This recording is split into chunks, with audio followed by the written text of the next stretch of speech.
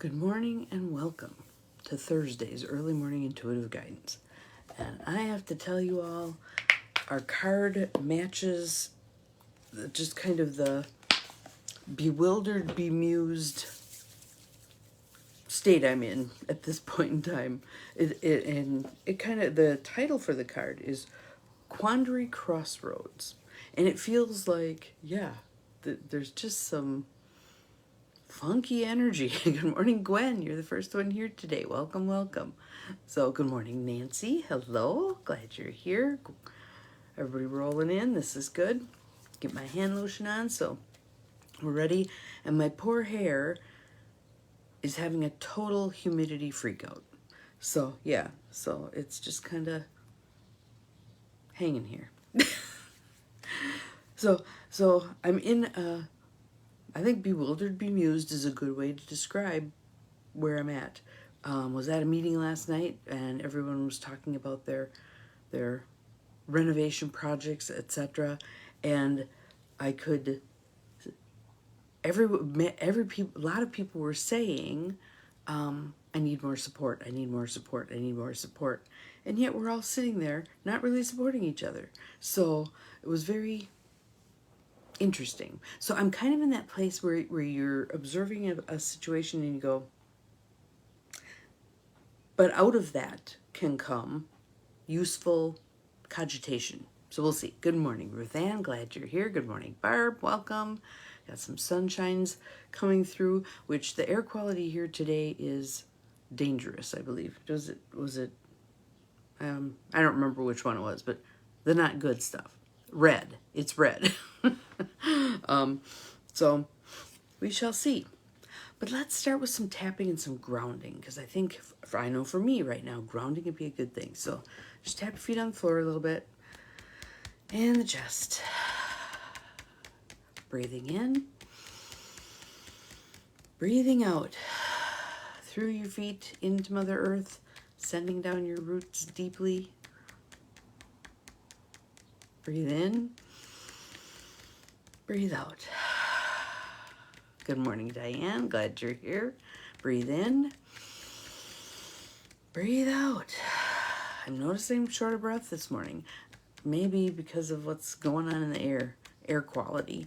And actually I have a friend who does restoration stuff, and he said that the next 10 to 20 years he sees in-home air quality as being one of the biggest hairy deals we're going to be facing. So I thought that was interesting. So whatever you can do at this point in time to purify your air, good idea. In through the nose, out through the mouth. Now, with this deck, I want to explain something to you, Lucy. Good morning, Mel. Glad you're here. And that is, Tuesday, my coffee group and I used this particular deck to do what's called a shadow reading. So in this card deck, it's like a tarot deck. There are shadow cards, and what you do for the shadow reading is you pull the shadow cards out of the whole deck, but you keep the whole deck there too. You go through the whole deck and you find the card, a specific card, and then you pull the cards that are on either side of that. You lay them out in a row with that one card in the middle and then the two that flanked it, flanking it again. The basic gist is those two on the outside are the two aspects of your life that are not communicating with each other, that are not fostering growth in each other, that are working at cross purposes. So you read each of them and get a sense of, okay, where's the disconnect? Then you pull another shadow card, and that is the aspect that's getting in the way of these other two aspects coming together. So, I want to put that out to our practical rebels. There are 5 of you on right now.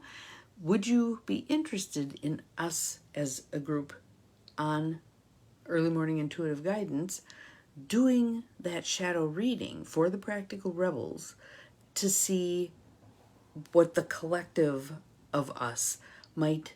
And then you can also, usually by then, the book states, usually by then we have a pretty clear picture of what we need to do to correct the imbalance. But if not, then we pull another card out of the bigger part of the deck, and that's the antidote to that disconnection.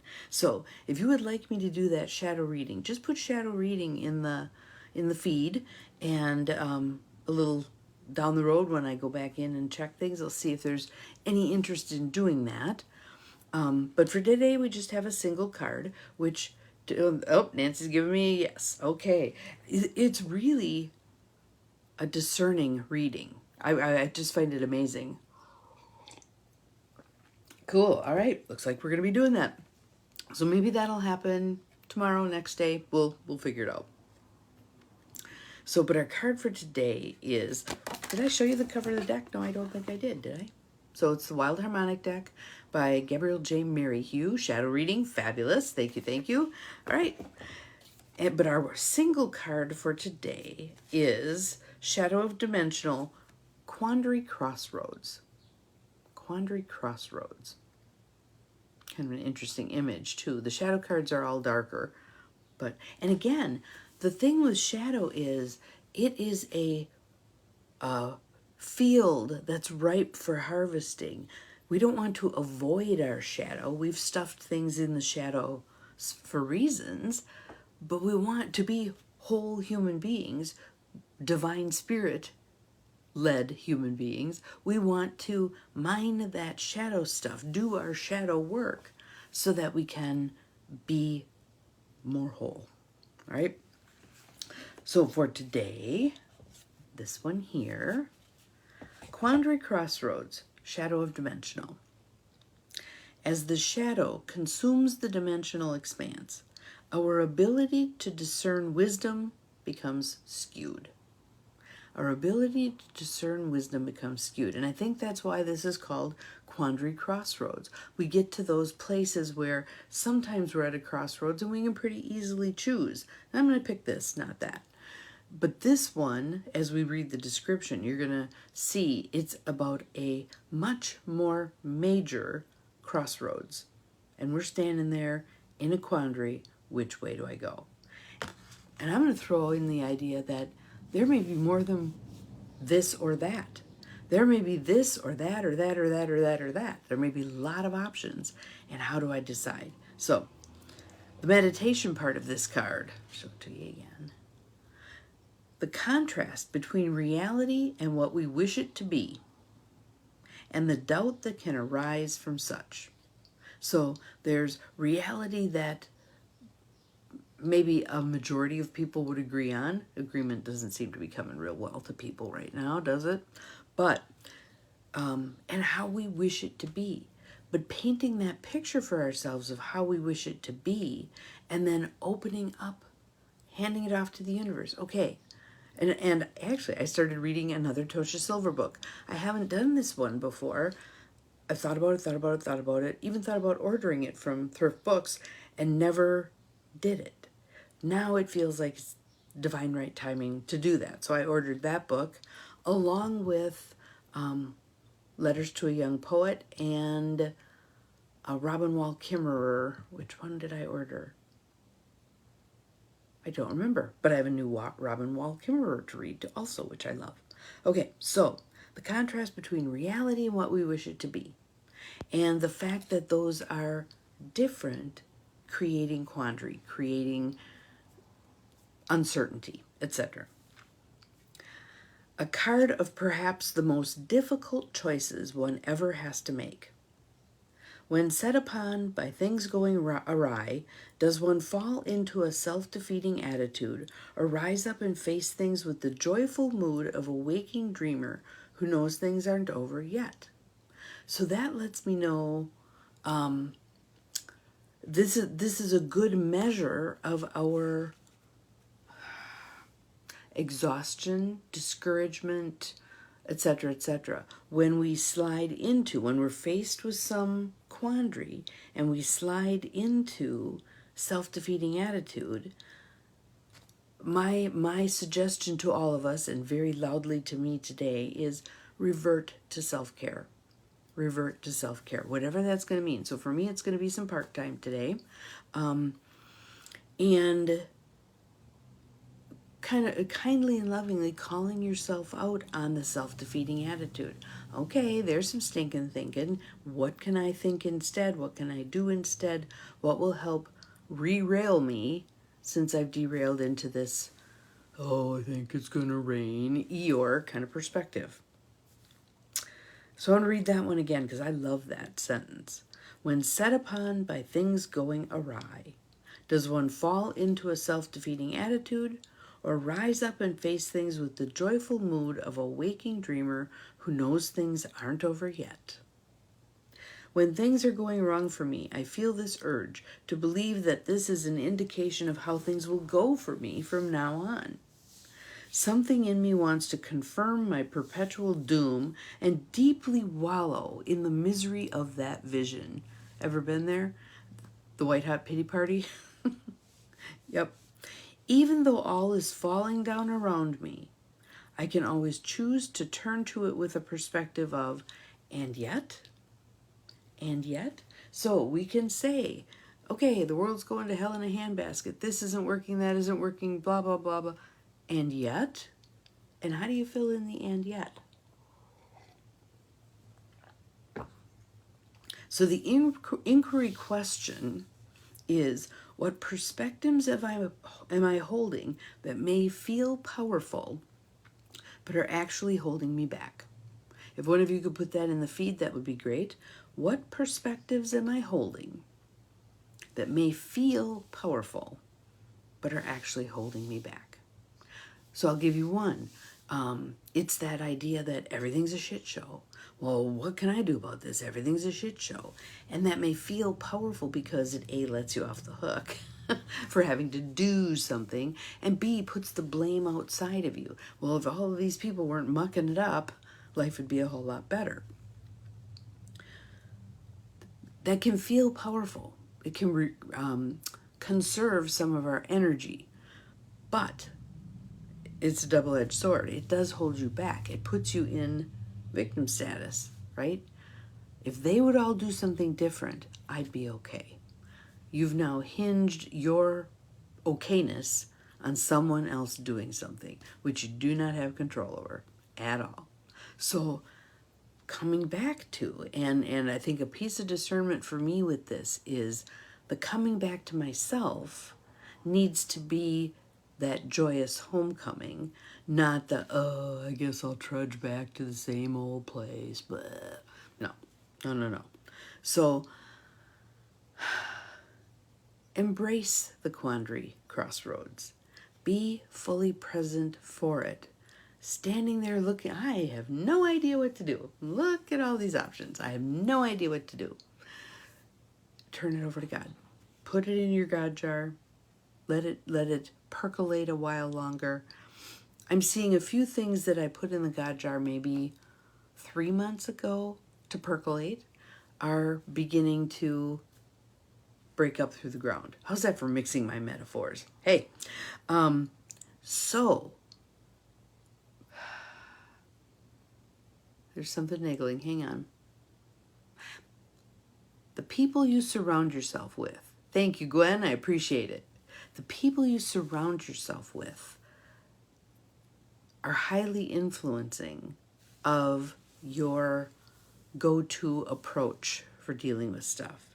If you surround yourself with people who tend to have a positive outlook, the and yet, you're likely to get different outcomes in your life than if you surround yourself with the people who are the Eeyores. Oh, I think it's going to rain. So, and you may have some people in your life who are the Eeyores, and you're like, yeah, I'm not willing to kick them to the curb. Perhaps it's your 40-year marriage, whatever. You can still modify your circumstances through modifying your perspective. So that person, and I'm going to caveat my way through this, that person may continue to do the tut-tut looks like rain while you are moving yourself consciously by choice into a better place, into a higher vibrational state. All the things you do, like my morning routine, that is what lifts me into a higher vibrational state. You might also find that when you do that for yourself, you are also doing that for those who are around you, including the Eeyores. Yes, start with I am. I am, I am, I am. So your goal isn't to fix someone else by modifying your own perspective, but you may find that there's unhappy or a happy fallout of you modifying your perspective, that it kind of leaks over on them a little bit also. So, what will you do today to take a step in the direction of addressing what are the perspectives I'm holding that maybe feel powerful but are actually holding me back? Where can I begin to build in the and yet? Yeah, there's all this stuff that's going crappy, and yet. Go to your history. There's stuff in your history. If you have journals, journals are an amazing place to find this. I'll go back and I'll read where on a particular day, let's say 8 years ago, I was wound around my axle about this life-altering thing, blah, blah, blah, and now I'm reading it going, I don't even remember that happening. So, how do we, with grace, we had grace recently, right? How do we, with grace, avail ourselves more fully of the flow? Stepping into the flow, breathing into the flow, allowing the flow, moving with the flow, not fighting, not paddling manically the other direction, not jumping into the water and drowning, but just going with the flow, moving at the pace of Mother Earth. Not this frenetic, crazy stuff humans have created, but moving at the pace of Mother Earth. First thing I hear is the birds. So, that is our card for today. Shadow of Dimensional, Quandary Crossroads. Honestly. So, a message just dropped in from someone who and she's got her plate very full, that her husband now has a brain bleed. So, if we could rub our hands together and send good energy to Janice and her hubby. Yep. And anytime we hear of something that's not going well for somebody, let's just put some energy in there. If it's useful, it'll be used. If it's not useful, it'll be moved on to wherever it is useful. We never waste energy when we're sharing with others, right? So, hopefully this piqued your curiosity a little bit about looking at the shadow work, and we'll see how tomorrow goes, because I'm thinking this might be a little longer. So it might end up being on Sunday just because we're doing the rummage sale again tomorrow. Okay. Okay. Messages. So, have an awesome day. We'll see you again tomorrow. This is just a weird shadow day. I can just feel it. The energy's strange. So I'm just going to keep grounding over and over and over, and drink lots of water, take good care of myself, and we'll see how it comes out in the wash. Remember, you're capable of far more than you think you are. Bye-bye.